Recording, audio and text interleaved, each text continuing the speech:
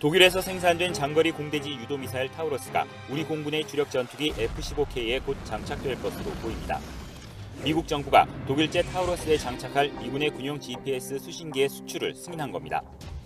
미군의 군용 GPS 수신기는 북한의 전파 방해에 영향을 받지 않고 목표물까지 미사일을 유도하도록 하는 타우러스의 핵심 부품입니다. 군은 타우러스 수십 발이 생산국인 독일에서 선적된다며 두세 달 안에 우리나라에 실전 배치될 것이라고 말했습니다. 또 F-15K에도 타우러스를 장착할 수 있는 시스템 구축을 이미 마쳤다고 설명했습니다. 이로써 우리 공군은 아시아 국가 가운데 처음으로 500km 이상 원거리 정밀 타격 미사일을 전투기에 탑재해 운용하는 국가가 될 전망입니다. 기존에 가지고 있던 장거리 순항 미사일에 비해서 2배 정도의 사정거리, 그리고 2배 이상의 관통 능력, 위력 등을 가지고 있기 때문에 북한의 재래식 도발에 대한 확실한 응징 보복 능력을 가지게 되었다라고 평가할 수 있습니다. 대전 상공에 뜬 F-15K 전투기가 타우러스를 발사하면 함경북도 무수단에 있는 미사일 기지를 15분 만에 타격할 수 있는 것으로 알려졌습니다. 또 최대 6m의 강화 콘크리트를 관통할 수 있어 유사시 김정은이 틀어박혀 있을 수 있는 지하 벙커도 날릴 수 있습니다. 타우러스의 실전 배치로 북한의 핵미사일 도발 등 유사시 선제 타격할 수 있는 우리 군의 킬체인 구축에 한층 탄력이 붙을 것으로 전망됩니다.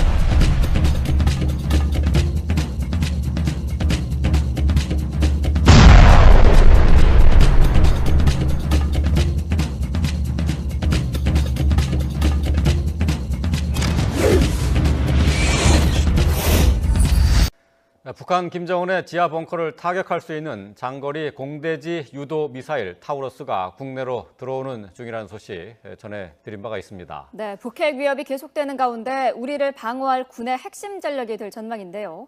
양욱 한국국방안보포럼 수석연구위원 전화로 연결해서 자세한 이야기 나눠보겠습니다. 자, 위원님 나와 있습니까? 예, 안녕하십니까. 네. 안녕하세요. 자, 장거리 공대지 유도 미사일입니다. 타우러스. 한국에 곧 들어올 예정인데 북핵에 대비한 거라고 봐야겠죠? 예, 그렇습니다. 원래 뭐 타우러스 자체가 결국은 항공기, 그러니까 F-15K 전투기에서 발사를 하는 일종의 공대지 순항 미사일입니다. 즉 한 500km 정도 거리를 정밀하게 가서 타격할 수 있는 그런 미사일이고, 결국 네. 이 미사일이 의미하는 바는 북한이 만약에 대한민국에 대해서 공격을 하거나 뭐 이런 어떤 다양한 상황이 됐을 때 북한의 핵심적인 시설들을 장거리에서 정밀 타격할 수 있는 능력의 핵심이다. 네. 그래서 킬체인이나 혹은 우리가 지금 얘기한 KMPR, 그러니까 북한에 대한 응징 보복에 있어서 핵심 전력으로 이 타우러스가 활용된다는 것이죠. 예. 네. 자, 앞서서 조금 설명을 해주셨습니다만 북한 핵시설을 정밀 타격할 수 있는 능력이 있는 그런 미사일로 전해지고 있습니다. 타우러스의 위력이 구체적으로 어느 정도인가요? 예, 일단은 이 미사일의 가장 큰 장점은 장거리를 스스로 이제 비행할 수 있다는 것입니다. 즉 순항 미사일이기 때문에 네. 자기가 알아서 그 원하는 지점을 따라서 아주 낮은 고도나 이런 어떤 지형을 회피해가면서 비행을 할 수 있고, 그러니까 비행기랑 거의 똑같은 겁니다. 예. 마하 한 0.8에서 0.95 정도로 비행을 할 수가 있고 500km를 날아갈 수가 있습니다. 예. 특히 그 다음에 이 안에는 이 특수한 탄두가 장착이 되어 있습니다.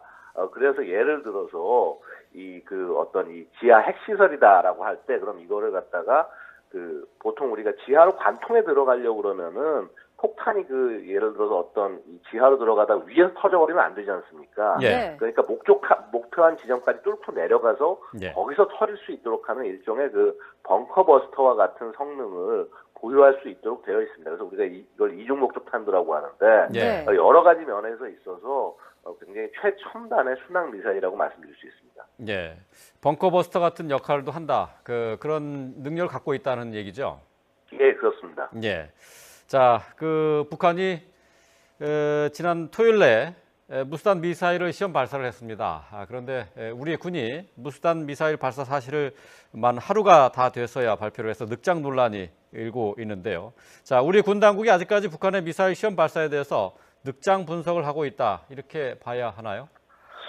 글쎄, 이 부분에 대해서는 조금 좀 조심하게 접근하는 필요도 있을 것 같습니다. 왜냐하면 당장 이 미사일 자체가 대한민국 국민에게 위협이 되지 않았고요. 이게 중간에 자폭이건 아니면은 실패건 간에 예. 어쨌거나 대한민국 국민에게 직접적인 위협이 되지 않았기 때문에 이 부분을 원인이 무엇인지 조심스럽게 살펴보고, 그다음에 또 미국과 공조하는 과정에서 하루 정도의 시간이 걸릴 수 있다라는 부분에 대해서는 저는 충분히 이해할 수 있다고 보여지고요. 예. 다만 지난번에 왜 9월 5일 날 북한이 미사일을 발사했을 때 이때 이것이 무슨 노동인이 스커드니 하면서 이렇게 제대로 분석을 못한 모습을 보여주지 않았습니까? 예. 그래서 아마 그런 부분에 있어서 좀 더 신중을 기하기 위해서 좀 발표를 늦춘 것이 아닌가라고 생각이 됩니다.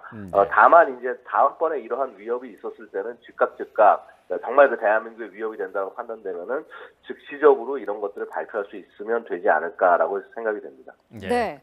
자, 애초에 북한이 노동당 창당일이었죠. 지난 10일에 6차 핵실험을 하지 않을까라는 예상을 했었는데요. 이번에 중형급 도발을 하는 것에 그쳤습니다. 10일에도 하지 않았고 그 이후에 한 거고, 핵실험도 아닌 미사일 발사 실패를 했는데, 이런 중형급 도발을 한 이유는 뭐라고 볼 수 있을까요? 저는 일단 이 도발을 갖다가 소위 이제 노동당 창당 기념회에 우리가 너무 집중해서 이제 많은 전문가들이나 이런 분들이 예측을 했는데, 네.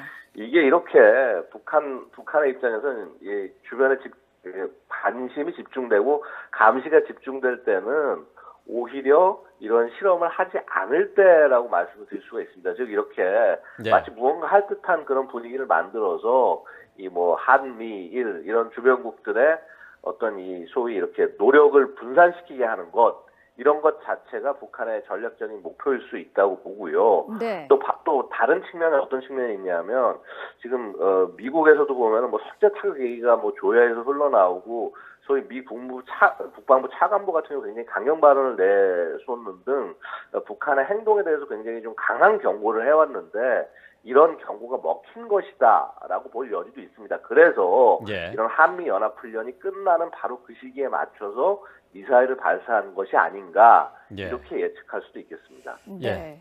자, 북한이 이번에 쏜 중거리 탄도미사일, 무수단 미사일이 이번에도 실패로 끝났습니다. 지금까지 7번을 쐈는데요. 6번이 실패했습니다. 자, 미사일로서는 상당히 글쎄요, 아직 개발이 덜 돼 있다 이렇게 평가할 수 있는 거 아닌가요? 글쎄요, 근데 저는 이 부분에서도 우리가 좀 조심스럽게 바라봐야 된다고 생각을 합니다. 왜냐하면 네. 지난번 그 소위 이제 6번째 발사 성공이라고 할 때 예. 이때 발사 자체가 워낙 그 성능을 충분히 보여준 상태로 발사가 됐기 때문에 이번에 만약에 이제 발사가 실패했다라고 한다면은 그러니까 소위 이제 공중에서 터진 것인지 예. 아니면 자폭을 한 것인지 그다음에 또 어느 방향으로 미사일을 쏜 것인지 이런 것들을 종합적으로 고려해서 이게 성공이다 실패다라고 얘기를 해야지 예. 그냥 단순히 이 공중에서 터졌으니까 실패다라고 표현하는 것은 잘못된 것이 아닌가라고 생각을 합니다. 예. 왜냐하면 일단은 지금 미사일 발사를 한 위치 자체가 과거에 발사한 적이 한 번도 없는 그 구성시 이제 방연에서 발사를 한 거고요. 만약에 이 발사가 남쪽으로 발사를 한 거라면은 북한 입장에서는 당연히 이거를 그 남쪽 그 상공이 넘어오기 전에 터트려야만 할 것이거든요. 그래서 네. 혹시라도 그러한 그 발사가 있지 않았나 하는 것들을 정확을 좀 더 지켜봐야 된다. 지금 발표한 그 어떤 군에서 발표한 정보만 갖고는 충분하게 그 정황을 알 수가 없다라고 말씀드리고 싶습니다. 네. 어찌됐든 지금 북한이 7번째 무수단 미사일 개발 그 발사 실험을 했는데 자, 이렇게 무수단에 집착하는 이유가 있을까요? 물론입니다. 왜냐하면 지금 현재 북한이 갖고 있는 미사일 가운데서 가장 먼 사거리를 가지고 있는 것이 바로 수단입니다. 네. 지금 예를 들어서 KN-58이나 KN-14이라고 그래서 ICBM급을 개발하고 있긴 하지만은 이것은 개발이 완료된 것이라고 보기 어렵고 현재 북한이 어떤 미국이나 주변국에 대해서 쓸 수 있는 카드 중에서 가장 강력한 것이 바로 이 무수단이다. 왜냐하면 한 3,000에서 3,500km 정도 날아가기 때문에 네. 네. 괌에 있는 미군 기지까지는 공격이 가능하거든요. 네. 바로 이것 자체가 북한으로서는 어떤 미국을 압박할 수 있는 카드로 쓸 수 있는 것이 아니냐. 그리고 혹은 실제 상황이 악화됐을 땐 공격의 수단으로 쓸 수 있는 것이 아니냐. 바로 그런 의미에서 개발에 집착을 하고 있다고 볼 수 있겠습니다. 예. 예, 장거리 공대지 미사일 타우러스 그리고 지금 중거리 탄도 미사일이죠. 무수단 미사일 발사 시험 발사 실패에 대해서 짚어봤습니다. 말씀 잘 들었습니다. 예, 감사합니다. 네, 고맙습니다.